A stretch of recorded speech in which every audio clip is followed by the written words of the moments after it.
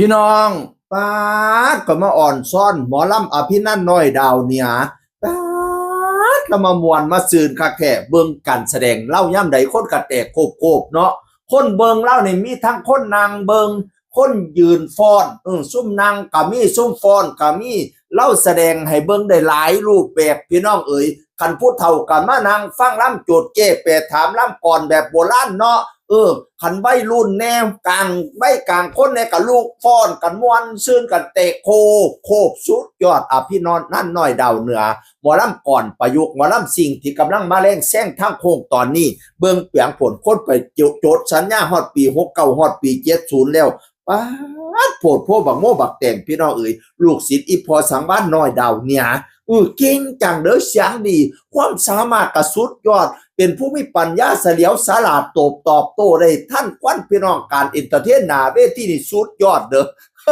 การแสดงเล่านี่อันแบบตลกโปกฮากก็ได้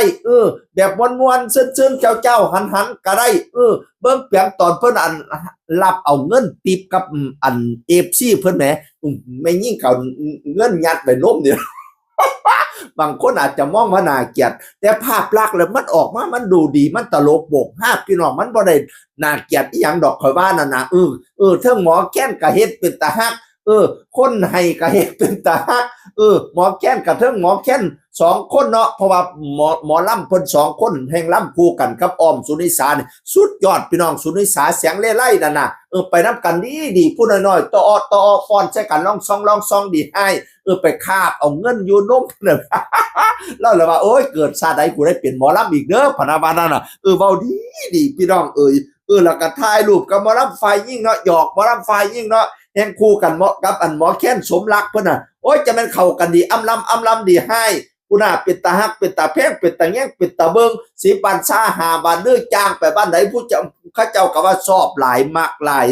ได้ทุกรสชาติอภินันท์น้อยดาวเหนือเป็นหมอลำที่กำลังมาแรงในตอนนี้กฐินปี69นั่นเต็มแล้วนะคะ69นั่นเต็มแล้วกฐินนั่นน่ะเขาสิจ้างกฐินไปจ้างใช้ปี70โลดป๊าดโปวดโพบักโมบักแต่งหมอลำก่อนเงินล้านหมอลำสิ่งประยุกต์หมอลำก่อนประยุกต์เงินล้านอภินันท์น้อยดาวเหนือที่กำลังมาแรงในตอนนี้ไปแสดงฮอดต่างประเทศคนกระเบิงกันแตกโกบโอ้ยให้ฮวงเฮียงเหลียงให้ปังเด้อบักล่ะคำเพียงอีพอก่อนแก้วแขมุตันพันหมูดอนดังแล้วให้ดังอีกปังแล้วให้ปังอีก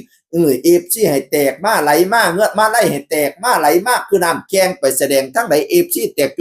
นล้นอ้างสนามย่ามเจ้าขึ้นห้านให้โดดเด่นทั้งเวทีให้มีแต่คนหักคนส้มนิยมส้มเจ้าเงินค้ำให้ไหลเข้าล้นกระเป๋าแน่นอ้างให้ได้นั่งเป็นเจ้าคนเบาซาลือเด้อ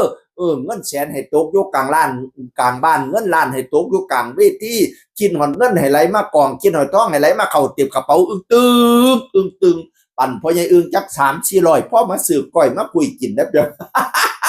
มาสืบส้มอภินันท์น้อยดาวเนี่ยเสียงคือคนเก่าเว้าสู่ฟังสวัสดีครับ